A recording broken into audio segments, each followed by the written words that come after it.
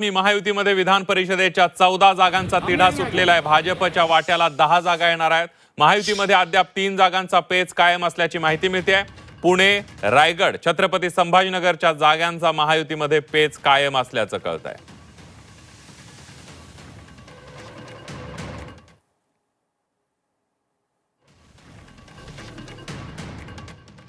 आपण बघतोय महायुतीमध्ये 3 जागांचा अद्याप तिढा सुटलेला नाहीये। 14 जागांचा तिढा सुटलेला आहे। काय नेमका नवा फॉर्म्युला आहे बघूया।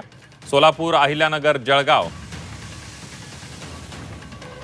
सांगली, सातारा, कोल्हापूर, भंडारा, गोंदिया, वर्धा, चंद्रपूर, गडचिरोली, अमरावती हे भाजपकडे असणार आहे। धाराशिव, लातूर, बीड आणि नागपूर या सुद्धा जागा भाजपकडे असतील। तर शिवसेनेकडे ठाणे, नांदेड, यवतमाळ, नाशिक आणि परभणी हिंगोलीची जागा शिवसेनेला सुटलेली आहे।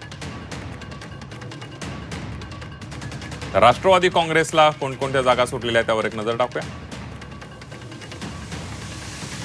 पुणे, राष्ट्रवादी आणि भाजपमध्ये चर्चा सुरू आहे। रायगड, रत्नागिरी, सिंधुदुर्ग, राष्ट्रवादी आणि शिवसेनेमध्ये चर्चा कायम असल्याचं कळत आहे। छत्रपती संभाजीनगर, जालना, भाजप आणि शिवसेना दोघांनी याच्यावर दावा केलेला आहे। तो दावा कायम आहे।